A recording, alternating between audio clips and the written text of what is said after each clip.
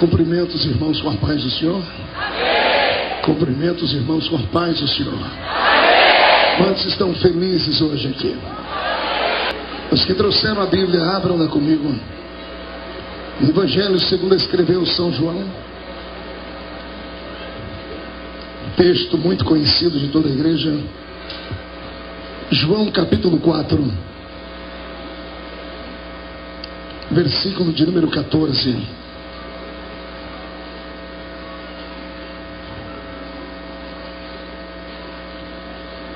Louvado seja o nome do Senhor. João capítulo 4, em versículo de número 14.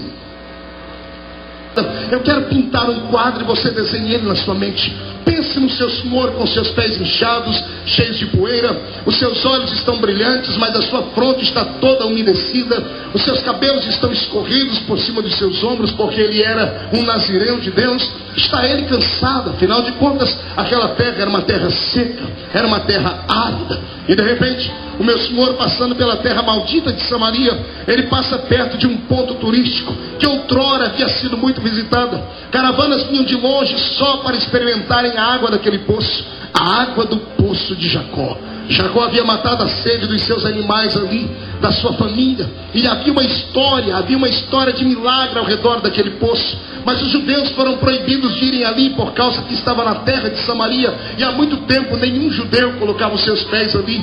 Mas de repente, lá vem o Senhor caminhando pela beira da estrada, pela vicinal empoeirada, e quando ele avista o poço, ele olha para os seus 12 discípulos e, como com um olhar sorridente, diz: vou matar a minha sede. Mas nenhum dos seus 12 discípulos estavam preparados para aquele momento. Não havia um balde, não havia um copo, não havia um cântaro para dar ao meu senhor um pouquinho de água. Eu imagino o senhor torcendo a sua cabeça num desdém, dizendo: nem isso vocês trouxeram. Não trouxeram uma xícara, não trouxeram um copo para poder pegar água aqui dentro do poço. E eu estou aqui com tanta sede e com tanta água ali dentro, e ninguém pode pegar água para mim. Eles devem ter ficado entristecidos, mas antes de ficarem constrangidos, o senhor sempre os colocava de pé. Eu imagino o senhor dizendo: mas não esquentem com isso. Levantem a cabeça, vão à frente, vão até a próxima cidade, comprem comida, comprem alimento, comprem bebida e me esperem que eu já encontro vocês lá na frente. E lá vai os 12 andando em direção à cidade, mas um deve ter parado, pensado e dito: o senhor vai ficar sozinho? De jeito nenhum, fico eu com ele. E deve ter sido João quem ficou, porque só ele contou a história, só ele narrou a história. Então ele deve ter ficado ali numa espécie de guarda-costa de Jesus, ou seja, o senhor sentado e ele podendo servi-lo de alguma forma. Os outros 11 estão a caminho da sequência, estão indo para frente, estão indo em rumo da cidade, e no sentido contrário vem se aproximando uma mulher com um cântaro nos seus ombros. Não bastasse ser uma mulher com um cântaro nos seus ombros, eles logo perceberam que ela não era judia. Primeiro, porque estava na terra de Samaria, e segundo, porque a roupa que ela usava a identificava como sendo uma mulher samaritana. Eles não a cumprimentaram, não olharam nos seus olhos, simplesmente a ignoraram, e ela fez a mesma coisa, porque os judeus eram também conhecidos por causa da roupa. Mas quando ela passou por eles, eles devem ter dito assim: essa história não vai se dar muito bem. O senhor está sentado na beira do poço com sede, e a única pessoa que passa com um cântaro é uma mulher samaritana. Mas samaritano não conversa com judeu. Eu imagino Pedro olhando para Tiago dizendo: fique tranquilo, o senhor não vai se rebaixar, ele não vai fazer isso. Ele jamais conversaria com um samaritano pecador, miserável e todas as palavras mais. Quando a mulher se aproxima do poço e dobra o seu joelho e tira da sua cintura um laço com o qual ela amarra o cântaro o gargalo daquele cântaro, e quando ela começa a descer aquele cântaro dentro do poço, ela deve ter erguido seus olhos por um momento e viu sentado em uma rocha o meu senhor, mas a roupa dele também o identificava como judeu, e ela o ignora e continua a jogar o cântaro dentro daquele poço. Quando o cântaro bate naquelas águas e as águas entram em movimento, barulho de água movimentando, imagine. E agora ela começa a içar aquele cântaro, começa a levantar o cântaro de dentro do poço, e o cântaro sai úmido, sai cheio de água fresca e cristalina, e o cântaro está transbordando. Imagine você no meio do deserto, com muita sede, olharam um cântaro cheio de água. Quando Jesus observou aquele cântaro, ele esqueceu rituais, ele esqueceu dogmas, ele esqueceu leis estabelecidas, ele esqueceu preconceito, ele deixou de lado a impureza dos samaritanos, ele deixou de lado a etnia deles. Ele olhou para aquela mulher e fez aquilo que ninguém jamais acreditaria que ele fizesse. Ele levantou a voz para uma pecadora e disse a ela: senhora, me dê um pouquinho de água para beber, porque eu estou com sede. O dia que eu li esta palavra, o Senhor fez ela mover dentro do meu coração de uma forma tão grande. E hoje à tarde, enquanto orava, o Senhor me trouxe a memória e disse: filho, hoje você vai pregar a um grupo de jovens em Camboriú, e eu quero que você entregue uma mensagem a eles. Eu quero que você entregue um recado a eles. Quero que, como profeta, você seja o porta-voz desta notícia. E a notícia que o Senhor me deu, eu não sei se você vai compreendê-la ou vai entendê-la, mas eu não estou aqui para questionar. Eu estou aqui para entregar e deixar que você saiba qual é a vontade dele. E o Senhor disse a mim: diga ao meu povo que eu estou com sede, e só eles podem saciar a sede que há dentro de mim. E eu olhei para o Senhor e disse: Senhor, calma aí, como é que eu vou dizer isso em Camboriú? Como é que eu vou dizer isso para aqueles pastores que conhecem muito mais a Bíblia do que eu? Como é que eu vou dizer que o Senhor, que é o dono de todas as fontes de água, está com sede? Sede do que, Senhor? O Senhor disse: eu não estou com sede da água que sai da torneira, nem da água que sai do poço. Eu estou com sede daquela água que um dia eu dei a eles, a água que sai de dentro do interior deles e salta para a vida eterna, a água que fala da alegria e da expansão do que nós chamamos de adoração. Se você não sabe, fique sabendo. Se há algo que o Senhor espera numa reunião como essa, é que você venha quebrar os obstáculos do silêncio e venha poder dar a Ele pelo menos um grito de satisfação e adoração. Quando você abre a sua boca para louvar a Cristo aqui embaixo, os céus inteiros se movem lá em cima, porque a água que sai de dentro de ti, os homens não podem ver e não podem sentir. Só aquele que está em cima de um poderoso e grande trono pode receber a pureza que há no seu louvor. Se há uma força intrínseca dentro do cristão, e talvez ele não saiba, é exatamente o poder do grito que há dentro do peito dele. Quando nós gritamos na terra, os homens podem ficar incomodados e não entender nada, mas aquele que está acima de todos os tronos, ele entende este grito, e este grito se transforma em água para saciar a sede daquele que é todo poderoso. E quem concorda comigo, dê um grito de glória neste lugar aqui.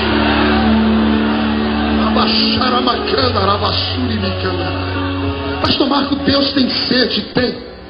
Se tem uma coisa que Deus, mesmo podendo fazer, Ele jamais irá fazer, não porque Ele não pode, porque poder está dentro dele, mas é algo que Ele não faz por causa da sua natureza.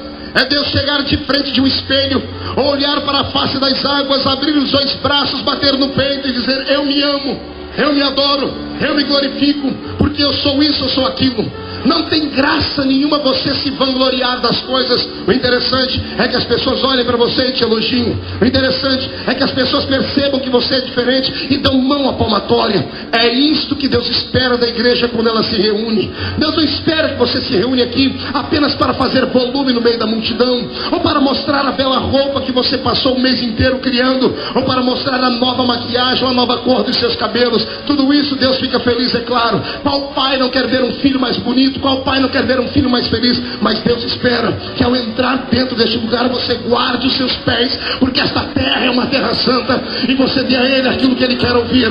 Deus não quer ouvir só lamúrias, Deus não quer ouvir só pedidos, Deus não quer ouvir apenas você reclamar do dia a dia, do cotidiano.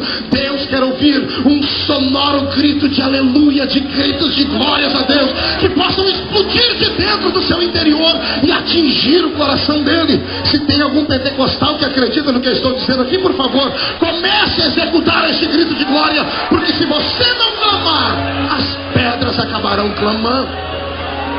Voltando ao texto, ele está com sede, e aquela mulher foi no mínimo truculenta, ela foi no mínimo desumana, ela foi no mínimo uma pessoa despreparada. Por quê, pastor? Porque água não é alimento, água é elemento. 70% do seu corpo foi feito de água. Haja visto que a Bíblia diz muito bem de qual matéria fomos feitos. Não fomos feitos só do pó da terra. A Bíblia diz que fomos feitos do barro. Barro é feito de pó da terra com água. Então a água faz parte da nossa da nossa estrutura física, do nosso metabolismo. Quando negamos água a um ser humano, estamos negando a ele um pouquinho de vida. Quando negamos água a um animal, estamos negando a ele vida. A água é algo sagrado. Não podemos negar nem a um animal, muito menos a um bandido. Com que lá negar água àquele que é dono de todas as águas, aquele que é dono de todos os poços artesianos do mundo. O Senhor não está pedindo muito a você hoje. Ele só está pedindo que você quebre todos os protocolos que há ainda, que impedem você de ser de fato um barulhento pentecostal de natureza, e possa hoje transcender este templo que aqui está, olhar para cima e não enxergar mais apenas a lua e as estrelas, contemplar alguém que está apaixonado pelo seu louvor, que está apaixonado pelo louvor que pode sair de dentro do seu coração nessa noite. E se você puder fazer isso, você não vai acalentar o coração do pregador. É claro que como pregador pentecostal me dá desespero enquanto eu prego e eu olho para algumas pessoas que não reagem. É claro que como pregador pentecostal era melhor me dar um tiro na cabeça do que eu ficar pregando e ver pessoas paralisadas, segurei, com os olhos secos, igual olhos de coruja, não conseguem derramar uma lágrima,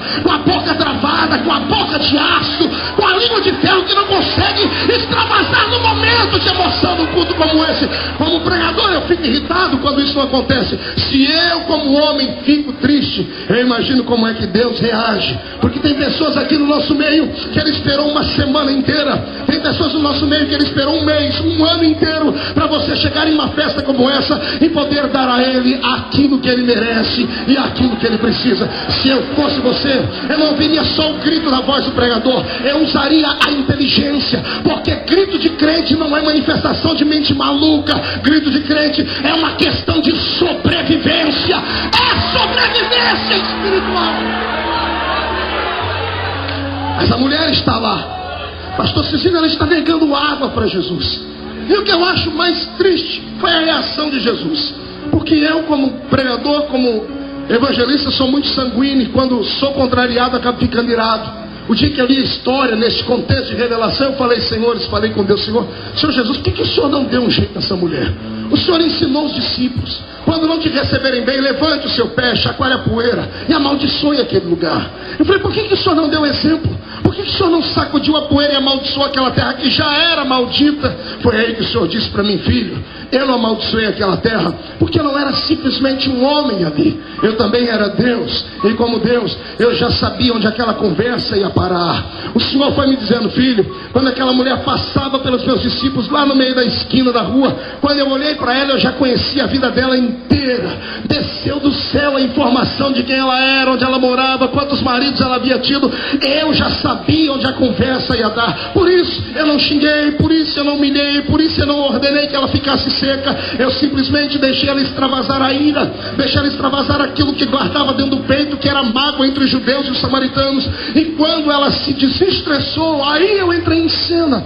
Pense num Cristo equilibrado, pense num homem que era emocionalmente equilibrado. Este homem era Jesus. Jesus não se perdia no meio das palavras, não se irritava facilmente. Tanto é que o dia que Judas o traiu, Judas veio e deu um beijo nele, ele segurou Judas, e ao invés de falar um monte de verdades a Judas, disse assim, Judas, você ainda é meu amigo, companheiro, o que tem que fazer faz rápido. Jesus era equilibrado, era emocionalmente preparado. E quando a mulher soltou os cachorros, ele simplesmente calado, esperou que ela terminasse. E ela deve estar bufando agora, irada. E ela olha para ele e diz assim, como sendo tu judeu, pede água a mim que sou mulher samaritana para beber.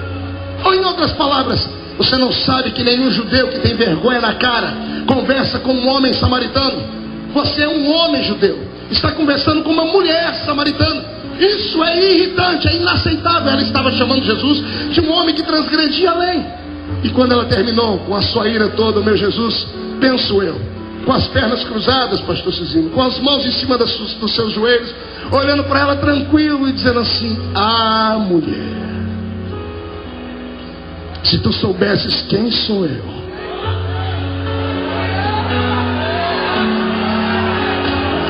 se tu soubesses quem é que te pede água, mulher, você me pediria água, e eu te daria uma água que quem bebe dela nunca mais tem sede, mulher. Ninguém nunca mais tem sede. Neste momento, se você que ouviu a voz rouca desse pregador maluco aqui e deu um grito de glória só porque eu repeti a cena, imagine você no lugar da mulher e ouvir a voz dele. A voz de Jesus desestabilizou ela completamente. A voz do Senhor, quando entrou no ouvido dela, mexeu com todas as entranhas do corpo dela. O DNA dela foi chacoalhado. O Senhor leu simplesmente os 23 pares de cromossomos que havia no corpo dela, e onde havia doença psíquica, a doença foi sanada naquela hora. O Senhor olhou para ela e disse: mulher, eu posso saciar a sua sede. E a mulher que antes gritou, que foi truculenta, que foi no mínimo desonrosa, agora está falando num som diferente. Eu imagino ela gaguejando. Eu imagino ela falando com a voz embargada, humilhada. Desceu do salto, parou de olhar por cima, puxou o peito, olhou para baixo e disse: Senhor, mas como é que o Senhor pode me dar água? Que água é essa? O Senhor não tem balde, o poço é fundo. Como é que o Senhor vai tirar água dali? E o Senhor olha para ela e diz assim: mulher, a água que eu tenho para te dar não está na profundeza da terra, mulher. A água que eu tenho para te dar está na sua frente. Eu sou a fonte da água da vida, mulher. Quem bebe dessa água nunca mais tem sede.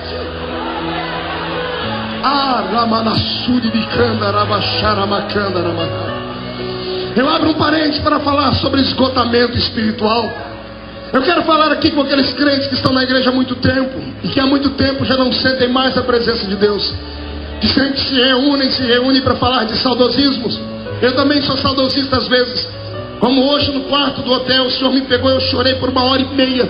Porque quando eu coloquei os joelhos ali naquele hotel, eu falei: Senhor, tudo começou nessa cidade na minha vida. A minha história começou aqui. 8 anos depois de ter passado por aqui, são 53 nações do mundo que já me ouviram pregar.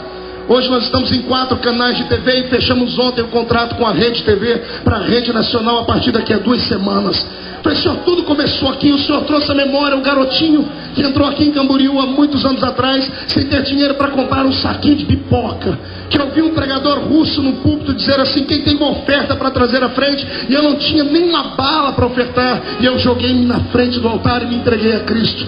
O Senhor trouxe à minha memória uma época em que eu experimentei a fonte da água fresca, que é quando nós aceitamos a Cristo como Salvador. E sabe o que me fez sentir? Me fez sentir que às vezes nós precisamos de novo descer a fonte e pegar um pouquinho de água, porque a sequidão da vida na igreja não é nada fácil. Não é nada fácil congregar com pessoas que, porque não conseguiram alcançar os seus sonhos, querem matar os seus. Não é nada fácil estar no meio de lugares onde as pessoas não entendem o seu tipo de ser, não entendem o seu tipo de viver. Tem pessoas que acham que todos nós fomos feitos em uma fábrica. Tem pessoas que acham que todo crente tem que ser igual a todo crente. Deus não nos fez em série. Nós não somos uma máquina. Nós não somos um ser fabricado em uma fábrica. Não somos robôs. Quando a GM faz um carro com defeito, toda a linhagem daqueles carros sai com defeito. Cada um de nós é um ser diferente. Deus nos fez na ponta de um pincel. Deus trabalhou na nossa história. Deus trabalhou na nossa vida. Antes de você vir à existência, Ele já tinha o seu passado, o seu presente, o seu futuro nas mãos deles. E eu vou dizer uma coisa contrária àquilo que os homens dizem. Se os homens falaram que você, porque caiu ou porque passou pelo vale, nunca será erguido, eu tenho uma palavra contrária a essa. Porque aquele que te chamou não pode ser pego de surpresa. Deus não pode olhar para o ser humano e falar assim: eu não sei o que será na vida dele amanhã. Quando Deus te chamou, Ele sabia de todas as coisas. Ele sabia que você começaria de pé, sabia que você ia tombar, mas Ele apostou as fichas em você, porque a Bíblia diz que o justo cai 1, 2, 3, 4, 5, 6, 7 vezes, mas de todas elas o Senhor o coloca de pé. Eu quero te dar uma palavra hoje. Você não precisa se desviar, garoto. Eu sei que a sedução do mundo é muito grande. Eu sei que parece que está faltando água, mas eu tenho uma palavra para você hoje. Nunca faltou água na igreja de Cristo, porque a fonte sempre esteve no nosso meio. Ele está aqui hoje e é Ele quem quer saciar a sua sede agora. Agora invertemos os papéis. Se você der um grito de glória a Deus a Ele, Ele vai pegar a essência do Espírito Santo e vai colocar dentro de você uma chama tão grande que não tem bombeiro no inferno que vai apagá-la mais. Quem quer um renovo desse jeito, por favor, jogue a mão para cima e dê um grito de glória.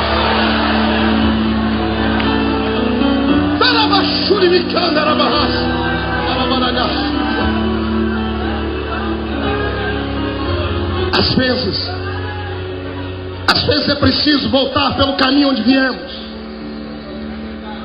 para relembrar dos bons momentos da vida e não julgarmos a vida fora por causa de experiências que nos machucam. Quando o Senhor olhou aquela mulher e viu ela toda machucada, imagina, ele não estava diante de uma mulher comum, era uma mulher adúltera, era uma prostituta. O que esperar de uma prostituta? O que esperar de uma mulher que não era prostituta porque queria? Porque ninguém se envolve com prostituição porque quer.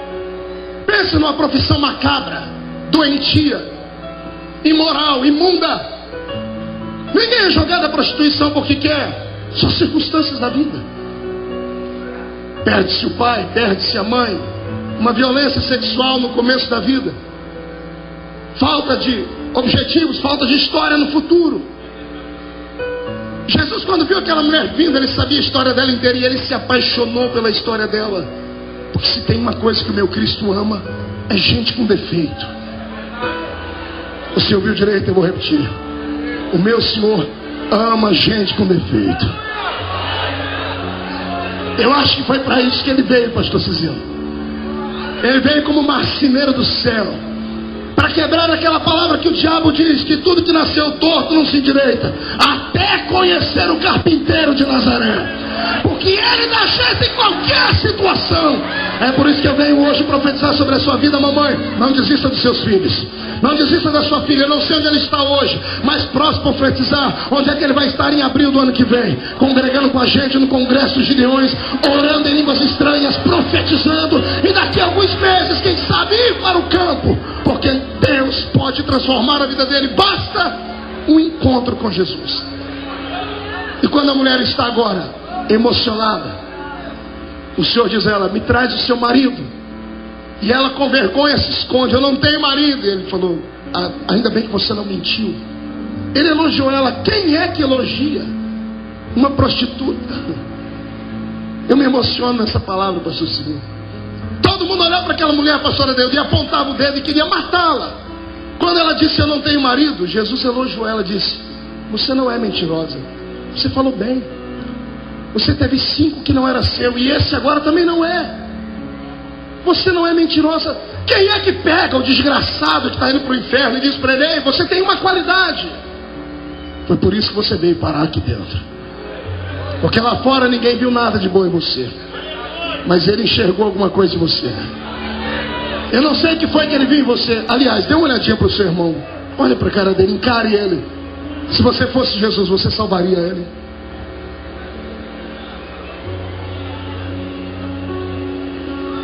Eu vou olhar para o Júlio, porque o Júlio é o único que eu conheço que teve uma vida muito triste aqui. Se eu fosse Jesus, eu não te salvaria, Júlio. Eu acho que era vice-versa, porque a nossa visão é limitada. Mas ele viu alguma coisa em você e viu alguma coisa em mim. E quando ele vai com a cara de alguém quando ele vai com a cara de alguém, pode se levantar 11.000 demônios, 1.000 caem ao seu lado, 10.000 à sua direita, e você não pode se perder no meio da sua chamada. E ele agora ergue a mulher à altura de um ser humano comum.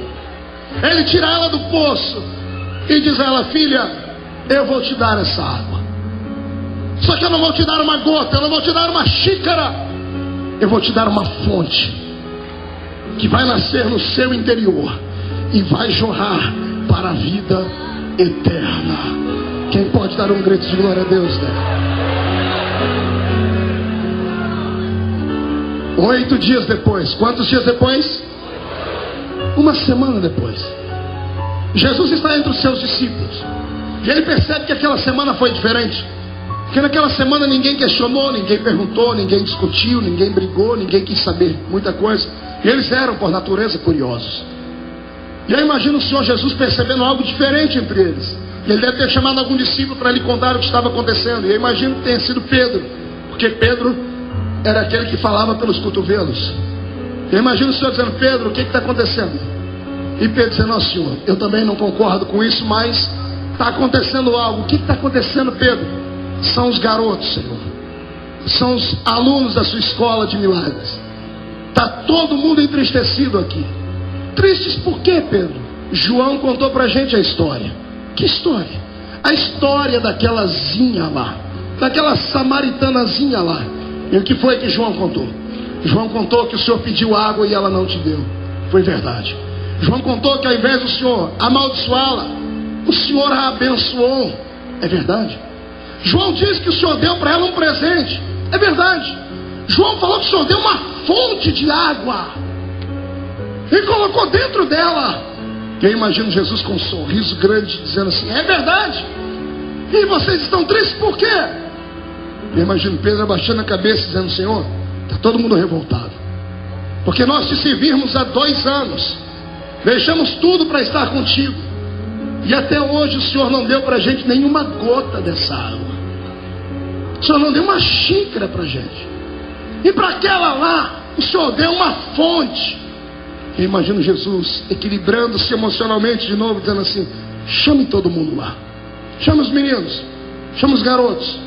E lá vem os 12, todo mundo olhando para Pedro, querendo esgoelar ele. Cagueta. Todo mundo olhando para ele: Pedro, você escapa de um raio, mas não escapa da gente depois. E Pedro com os 12 passou assim, todo mundo, ninguém consegue encarar Jesus. Eu imagino um olhando para o outro com uma ira santa. Não era para ter contado, Pedro, não era para ter contado para ele. E Jesus dizendo assim: ei, olhem para mim, o que está acontecendo? Por que estão tristes? Porque faz 8 dias que vocês não conversam comigo, porque ninguém me questiona nada, por causa do meu encontro com a samaritana. E todo mundo olha para Jesus e abaixa a cabeça. Vocês estão tristes porque eu abençoei uma prostituta? Vocês estão tristes porque eu transformei uma prostituta em missionária? Porque ela voltou para a terra dela e ganhou a cidade toda para Jesus. Vocês estão tristes porque eu dei uma água para uma mulher que não valia nada? Quem foi que disse que eu não dei isso a vocês também? Os olhares começam a se levantar, começam a encarar Jesus. E Jesus dizendo: meninos, todos vocês receberam a fonte. Todos vocês. Eu só não coloquei nome porque eu achei que não precisava, mas todos vocês experimentaram, e eu posso provar. E eu imagino Jesus dizendo: Pedro, onde é que você acha que você arrumou força, autoridade para pular em cima das águas revoltosas e vir caminhar comigo no meio do mar? Só não tem a morte, Pedro, quem tem a fonte da água da vida eterna dentro dele, Pedro. E Pedro no momento descobre que ele tinha fonte. Eu imagino Pedro com o coração acelerado dizendo assim: tá vendo, eu tinha, não sabia. E Jesus vira para Tiago e João: vocês 2 irmãos aí, onde é que vocês acham que vocês arrumaram coragem para falar comigo? Senhor, aquela cidade não aceitou o evangelho, podemos orar para cair fogo e destruir aquele lugar? Só tem coragem de enfrentar o inimigo quem tem a fonte da água da vida eterna dentro de vocês. E eu imagino Tiago e João batendo a mão no peito, dizendo: gente, eu também tenho. E Jesus virando para os 9 e dizendo a eles: e vocês 9, onde é que vocês acham que arrumaram força para expulsar demônios? Por que é que os demônios se sujeitam a vocês? Por que é que as enfermidades saem correndo onde vocês passam? Enfermidade e demônio não respeita homem comum, só respeita homem que carrega dentro de si a fonte da água da vida eterna, meninos. E eu imagino a alegria. Pense numa criança que acabou de descobrir um presente, que acabou de descobrir que tem um talento e não sabia, se abraçando com ele no peito. Eu imagino os 12 agora com as mãos no peito, dizendo assim: eu tenho, e o outro: eu também tenho. Dizendo: tá vendo, ele não ia deixar a gente sem. Enquanto eles estão conversando, dialogando, dizendo: eu tenho, eu também tenho, todo mundo tinha. Jesus faz assim: olhem para mim. Estão felizes porque tem uma fonte de água? A fonte é para quem acabou de me conhecer. A fonte é para quem chegou ontem. A fonte é para quem veio lá de baixo, do subúrbio do inferno. Vocês já deviam ter crescido, porque para vocês a fonte é pouco. Vocês estão comigo há 2 anos. Todos param e olham para Jesus. Jesus diz para eles: se as minhas palavras permanecerem em vós, do vosso interior não fluirá só uma fonte, saltará um rio de águas vivas, saltará um rio de águas profundas. Por onde essas águas passarem, tudo que estiver morto vai viver. A mensagem que eu tenho para a minha geração é esta: todos que estão entre nós têm a mesma chance, todos têm a mesma oportunidade de crescimento espiritual. Nenhum de nós precisa sentir inveja de ninguém, porque o mesmo sol que brilha para mim, brilha também para você. Ninguém precisa querer matar o outro para conseguir crescer na vida, e ninguém precisa orar para que Jesus destrua um, para que o ministério dele cresça ou apareça, porque a mesma chance que eu tive e os que estão aqui tiveram, o Senhor estendeu a você. Porque o princípio de toda a vida poderosa com Deus nasce em uma fonte. Diga comigo, em uma fonte. Eu quero ouvir um coral mais bonito. Em uma fonte. Em uma fonte. A fonte é o princípio. Todos nós temos a fonte. Agora, por que será que alguns entre nós crescem e outros não? Por que será que alguns alçam altos voos e outros ficam parados? Porque alguns gravam um CD e esse CD é engavetado, e outros estão cantando há 30, 40 anos e ainda continuam com vida. Porque alguns pregaram bem, mas fizeram parte de um sucesso passageiro, e outros continuam até hoje. Por que algumas pessoas tinham visões e hoje não tem mais?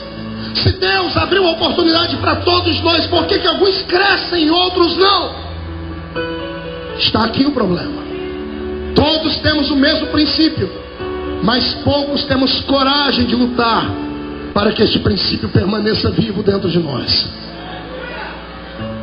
Deus não quer covardes na sua casa. Deus não quer pessoas que parem no meio do tempo por causa da primeira luta, por causa do primeiro obstáculo. Deus quer pessoas que passem a dar valor naquilo que vão receber dele, porque se você não der valor naquilo que o Senhor tem para te dar, você jamais sairá do seu lugar. Você está ouvindo o que eu estou dizendo? O Senhor não te trouxe aqui só para você participar da festa e observar o movimento dela. Não. Deus te trouxe aqui porque Ele quer fazer você crescer. Ele quer te dar uma unção tão grande hoje, que quando à noite você olhar no espelho, você não se conheça mais. Está na hora deste mundo conhecer que nós somos diferentes e que há um poderoso poder de Deus a ser entregue nas nossas vidas.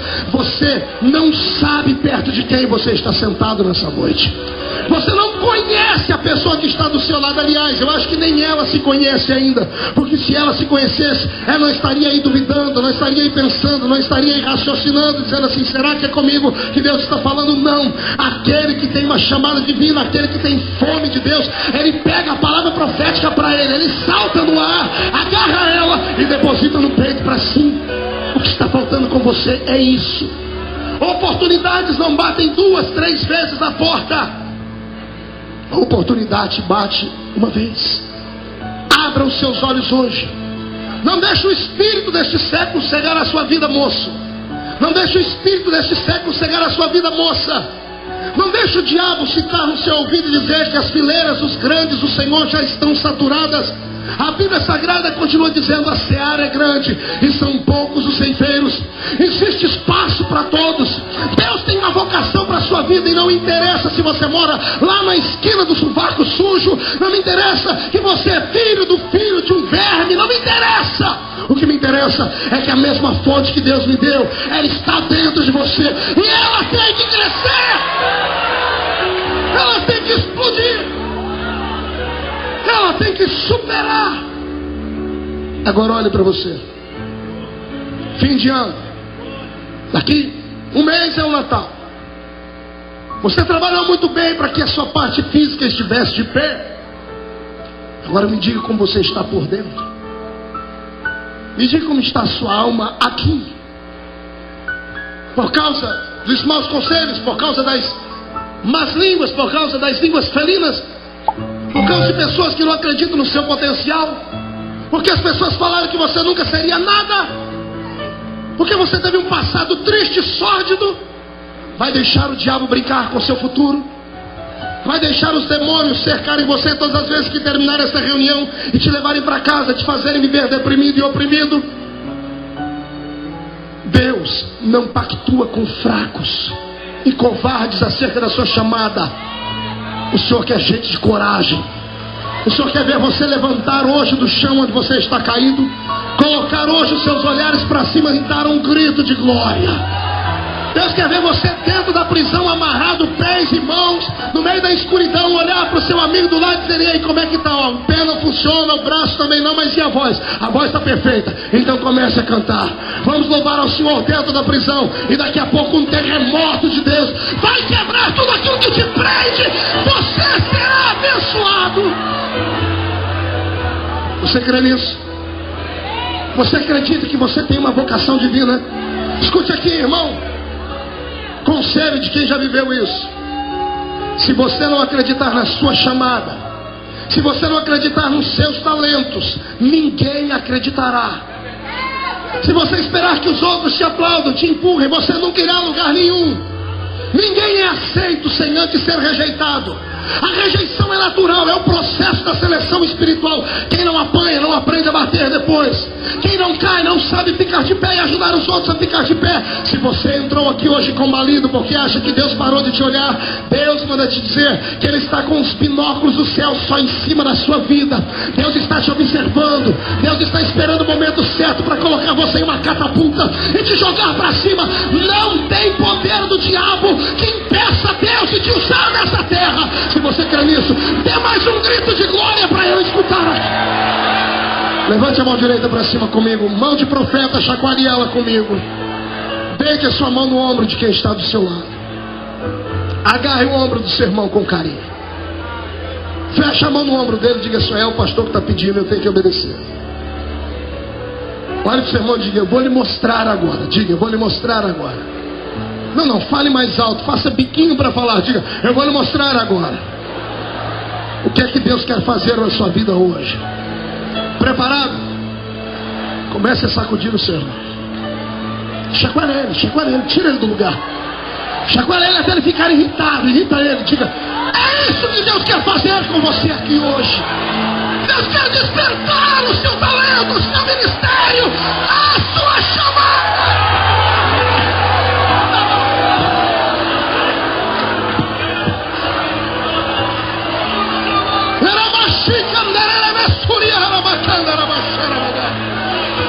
Eu estou sentindo uma força de Deus tão grande aqui. Eu sinto uma unção de Deus tão grande dentro desse lugar, que Deus quer fazer explodir todos os obstáculos que te prendem. Eu quero que você deboche do diabo hoje. Eu quero que você saia rindo de Satanás hoje. Eu quero que você olhe para ele, faça fusquinha para ele, mostre a língua para ele. Diga para ele: Deus me chamou e quem me chamou vai me sustentar. A fonte vai crescer, a água vai gerar.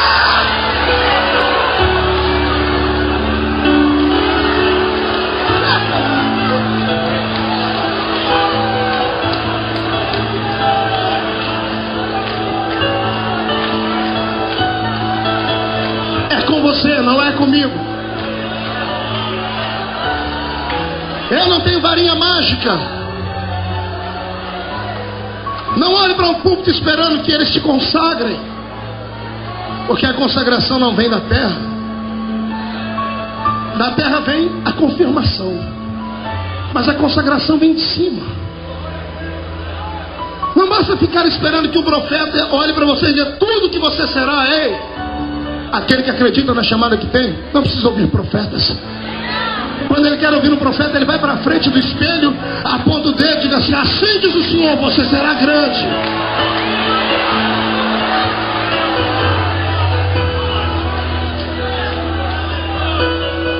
Deus te trouxe hoje aqui para dar um tratamento em você. Eu vou provar para você que você é importante. Depois que eu provar para você que você é importante, você promete que vai deixar Deus fazer o que Ele tem para fazer na sua vida? Quem promete isso para mim? Deixa eu ver. Então escute. Na confecção do universo, o meu Deus criou 3 seres. Diga comigo: 3 seres. 3 criaturas distintas. A primeira criatura que Deus fez, pastor Cezino, foi lá em cima no céu. Deus usou os átomos celestes que a terra não pode entender e criou seres de pura energia, seres de luz, que eram os anjos. Foi o primeiro ser que Deus fez. Deus não usou nada material para criá-los. Deus usou a essência daquilo que havia na atmosfera divina dele. E Deus fez seres de pura energia, seres que só podiam habitar naquela região, porque eles foram criados a partir de matéria que havia naquela região, numa região fora da nossa. numa dimensão paralela à nossa. E Deus criou os anjos, a princípio. E esses seres erraram. Quando eles falharam, o Senhor criou um novo tipo de ser. Deus veio a este mundo, criou pela força do seu poder tudo que você pode ver, mas teve um ser que Deus olhou para a terra e conversou com ela e disse: terra, gere aí algumas criaturas diferentes. Nada divino dentro deles, porque eu fiz aqueles lá em cima tudo com coisas celestes e eles erraram. Eu quero agora que você gere coisas feitas só da terra. E a terra começou a gerar animais, e a terra gerou bichos, peixes e assim por diante. E quando Deus viu esses seres, Ele viu que esses seres eram belos, eram seres que jamais pecariam. Mas o Senhor percebeu que por falta da centelha divina, eles não tinham espírito. Todo ser criado lá em cima é um ser espiritual, porque todo ser espiritual é inteligente. Todo ser desprovido de espírito é um ser irracional. Então os animais que caminham pela terra são irracionais. E ser irracional não pode louvar porque quer louvar. Ele louva ou ele grita por instinto. Foi isso que Deus disse a Jó: Jó, quem é que manda comida para o filho do urubu quando ele clama a mim? Não é que o urubu sabe que tem um Deus lá em cima que vai dar comida. É instinto, porque ele não tem espírito, é alma vivente. Porque ele foi feito de tudo que há na terra. Por que é que você acha que animais não serão arrebatados? Porque eles não fazem parte lá de cima. Foram criados aqui. A vida deles é limitada aqui. Começam aqui e terminam aqui. Por que você acha que quando você está comendo uma carne de boi, você não fica com a consciência pesada, dizendo assim: poxa, morreu a vaquinha mimosa, poxa, morreu o touro bandido? Ninguém pensa nisso quando está comendo a carne. Você só quer saboreá-la e ponto final. Até quando seu pai atropela um gatinho, um cachorrinho, por mais que alguém sopra, diga: poxa, matei uma criatura, 2 dias depois ninguém lembra mais. Diferente de um bandido que assassina um ser humano, a consciência dele pesa para sempre. Por quê? Porque animais não têm espírito. O primeiro ser que Deus fez foi de em cima, de pura energia de glória. O segundo que Deus fez aqui na terra, de pura essência terrestre. E quando Deus viu que aqueles que estavam lá em cima, embora fossem bonitos, erraram, e os que estão aqui embaixo não podem glorificar o nome dele porque são seres sem inteligência, Deus senta nas asas do seu querubim e vem a esta terra. E Deus tem uma ideia fabulosa. Eu louvo a Ele por causa dessa ideia. Deus diz assim para si: vou criar o terceiro ser. Vou fazer um ser perfeito. Vou fazer um ser. Vou misturar o que tem no céu com o que tem na terra. E vamos ver o que é que vai dar. E ele vem para a terra e usa o barro da terra, pastor Cine, e faz um boneco de tudo que é na terra. Tudo que tem dentro de um animal quadrúpede você tem no seu corpo. Agora, quando o animal estava pronto, era irracional ainda, o Senhor Deus vem dentro dele e sopra nas narinas dele o fôlego de vida, a essência com a qual ele criou os seus poderosos anjos. E Deus enche o nosso pulmão de oxigênio, de ar e de uma inteligência incomum. E aí fica de pé o homem. E o Senhor diz: está feita a minha melhor e mais bela criatura. Porque ele tem o que tem na terra, mas ele também tem o que tem no céu. Anjo, por que você não está vendo o anjo aqui dentro agora? Eles não estão aqui? Possivelmente alguns estão. Mas por que nós não podemos vê-los aqui? Porque eles não pertencem a esse mundo. Pertencem a um mundo lá de cima. Por que os animais não serão arrebatados? Porque eles pertencem a esse mundo e ficam aqui. O ser humano é a única criatura do mundo que se dá bem tanto na terra quanto no céu. Passa uma temporada na terra e depois vai ser arrebatado e ainda vai morar no céu. Olha que coisa gostosa. Por que é que você acha que Satanás te irrita tanto? Por que é que você acha que o diabo não vai com a sua cara? Porque você é bonitinha? Porque você parece a Barbie? Nada disso. Você acha que o diabo não vai com a sua cara, moço, porque você parece o Brad Pitt? Nada disso. O diabo não vai com a sua cara porque ele morre de inveja de você. O infeliz tem ciúme de você. Ele sabe quando Deus te olha e como Deus te olha. Ele sabe quando Deus te olha e os anjos te olham, até os anjos te respeitam. Embora a Bíblia diz que os anjos sejam maiores do que nós, eles existem para servir esta igreja que está aqui. Você não é comum. Você não nasceu para descer em uma cova fria, sem esperança e sem atitude. Você foi posto nessa terra com uma obra-primaz da criatura divina. Deus olhou para você e disse: você é a coroa da criação. Você não nasceu para ser humilhado, você não nasceu para ser pisado, você não nasceu para ficar entristecido. Você nasceu para entrar no céu pela porta da frente e ainda glorificar o nome de Cristo Jesus. Você é poderoso. Pastor Marco, se eu sou poderoso, por que eu estou desse jeito? Quer ouvir? Agora termina a introdução da minha mensagem, eu vou pregar. É isso que te falta. Você cuida muito bem do homem que está aqui de fora, porque isso aqui é terra, pastor Cizinho. Por isso que a gente aceita sangue dos outros, pele de outros, célula dos outros, porque tudo isso é terra, isso veio daqui. Por que você acha que o irmão do seu lado está bonito desse jeito? Também só come, bebe e dorme. Ele cuida da parte de fora. Quantas irmãs você conhece que depois de 3 meses sem vê-la, quando você viu, ela rejuvenesceu 52 anos, por causa das plásticas e tudo mais? Porque tudo que é dessa terra pode ser fabricado com coisas daqui, pode ser recomposto, porque é terra. A parte material nossa é bem cuidada. Nós cuidamos disso aqui. Dê uma olhadinha para você, 50 minutos antes de entrar, antes de vir para a igreja, na frente do espelho. Cabelo de um lado, cabelo de outro, roupa ornando com sapato e tudo mais. Ensaiou aquele olhar diferente para ver se hoje desencalha no congresso como esse. É natural isso, é do ser humano. Mas interessante é que nós do púlpito olhamos e vemos uma igreja bonita por fora. Mas cadê a beleza interna? Cadê a saúde por dentro? Você não é só isso. Você não é um ser humano de carne e osso apenas. Você é um espírito que habita dentro de um corpo. O seu corpo é bem cuidado, mas e o seu espírito? E a sua alma? E a sua parte imaterial? Para cuidar do seu corpo, basta dar a ele carne, Coca-Cola, proteínas, carboidratos, se ele está de pé. E qual é a comida do espírito? Qual é o alimento daquilo que veio do céu? Por que você acha que eu pulo e grito no púlpito que eu sou maluco? Não. Que depois, quando eu vejo as minhas fitas, eu passo vergonha. Quando alguém manda um bilhete para mim, um e-mail: pastor, eu quero aprender daqueles golpes de Kung Fu que o senhor dá, eu fico morrendo de vergonha. Por quê? Porque eu não faço isso porque quero.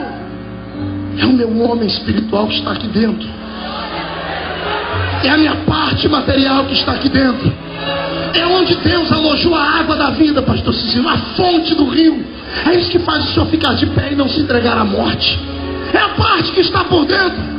É isso que faz o homem vencer a enfermidade, vencer a moléstia. É a vontade de viver. Porque você acha que de vez em quando nós somos pegos de surpresa? Ator, fulano de tal, belo, bonito, poderoso, famoso e rico, dá um tiro no ouvido.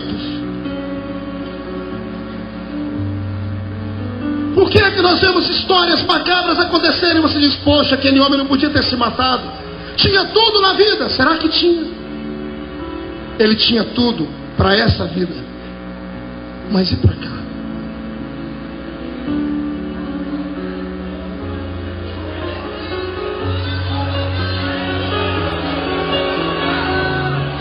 Por que é que você acha que você não grita?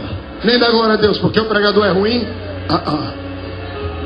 Não jogue a culpa nos outros, nem a responsabilidade. É você. Você morreu, esqueceu de deitar. A fonte secou. E o que restou é só essa estrutura que está aí pelo lado de fora. Deus te trouxe hoje aqui para tentar desencravar a sua fonte e fazer a água começar a voltar a circular sobre a sua história, para o seu espírito ficar de pé. Eu profetizo em nome de Jesus Cristo uma cachoeira de Deus que vai descer sobre esse ambiente daqui a alguns minutos. E se eu fosse você, eu começaria a me ajudar aqui. Como é que eu posso fazer isso, pastor? Cada grito de glória a Deus que você dá é uma pedra que está entupindo a sua fonte, que voa para fora. Encha a sua vida de adoração agora.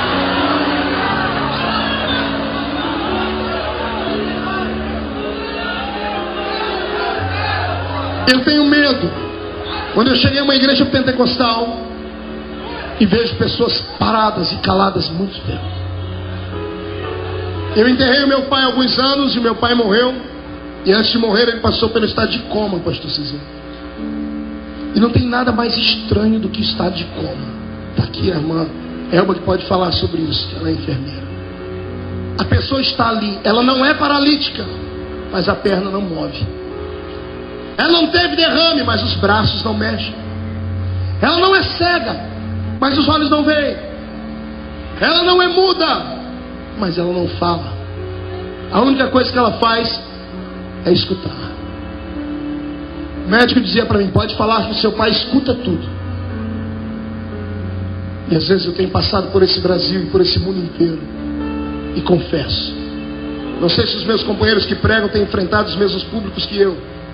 E de repente o Senhor me levou para pregar em diversas denominações do Brasil, igrejas que só têm aparência. Tenho sido levado por Deus para pregar em reuniões gigantescas, onde parece que eu estou dentro de um mausoléu. Sabe o que é um mausoléu? É aquelas casinhas que tem dentro de cemitério, de famílias ricas, casas bonitas, com letras garrafais, tudo feito com mármore do mais puro quilate. Gente é paga para trocar as flores todos os dias, não tem uma poeira, é bonito, chega a ser uma obra de arte. Mas quando você abre a porta do mausoléu, lá dentro só tem defunto, féretros e pessoas mortas. Eu tenho sido levado a pregar em lugares assim. Meu amigo, você pode não reagir, mas você ainda escuta. Saia do estado de coma hoje. Saia. Não deixe que essas coisas desse presente século te envolvam. Não pare para ouvir só aquele pregador que você quer ouvir. Não vá a uma igreja só por causa daquela melodia que você quer ouvir. Eu tenho que entrar dentro da igreja para abastecer o meu homem espiritual, está entendendo? Você não pode entrar aqui dentro só para olhar as pessoas. Você tem que entrar aqui dentro e receber um tratamento para o homem espiritual que está aqui dentro. Se você é pentecostal e não falou em línguas, tem alguma coisa errada. Está na hora de viver. Está na hora de você ressurgir das cinzas. Como isso, pastor? Salte. Saia da tumba. Grite: pastor, mas eu estou machucado, eu estou ferido, eu estou passando pelos vales, a minha igreja é assim, assado. Não jogue a culpa nos outros. A salvação não é algo que pode ser repartido com os outros porque é familiar. A salvação é pessoal, bem como a experiência com Deus. É você quem tem que buscar, é você quem tem que desejar, é você quem tem que sair de dentro do poço hoje. É você que recebeu a fonte está aí. Cadê o efeito dela? Cadê o efeito dela? Cadê o efeito da fonte? Será que os únicos rios que nós vamos ver são esses que estão aqui no púlpito? A vida passa, a gente vai. Daqui uns dias não estaremos mais nenhum de nós aqui. E vocês? Em qual igreja vamos congregar daqui a 10 anos, se não houver uma mudança agora?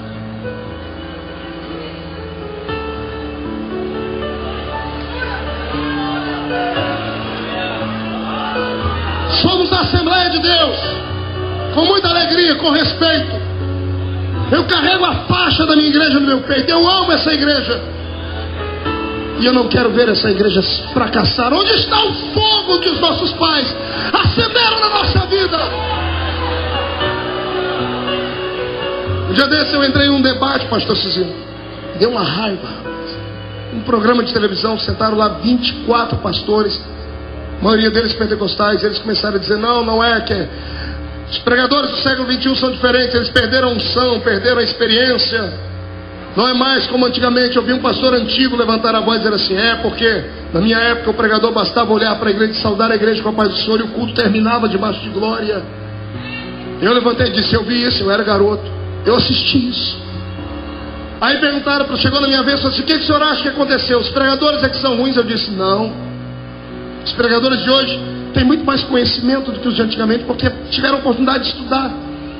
A igreja está muito exigente, então a gente acaba orando um bocado mais. Eu falei: então por que está tudo errado? Simples, a igreja mudou. Há 20 anos atrás ninguém questionava. A gente entrava na igreja com fome de Deus. A gente olhava para o púlpito e sabia: Deus vai falar comigo hoje. 20 anos depois, a irmã entra aqui dentro pensando no que está passando na novela das 8, na Páginas da Vida. 20 anos depois, o rapaz entra aqui esperando para entrar no site da internet na hora de ir embora na sala de bate-papo. 20 anos depois, muitos transformaram a tribuna num lugar de gladiadores. Um querendo mostrar um conhecimento maior para poder matar o outro para sua estrela brilhar. 20 anos depois, os crentes entram na igreja com o nariz empinado. Se essa igreja não tiver o que eu quero, eu procuro em outra ali fora. Há 20 anos atrás não era assim. A gente entrava na igreja querendo a graça, querendo a glória, querendo a experiência.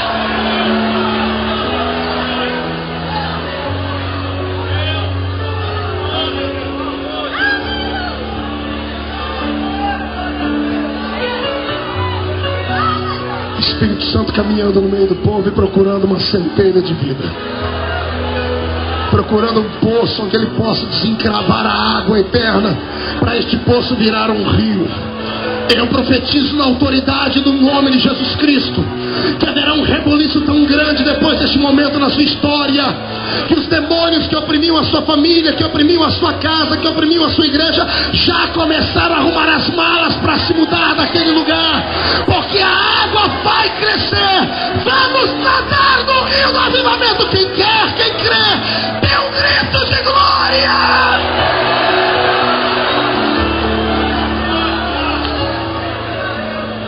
Terminando meu sermão,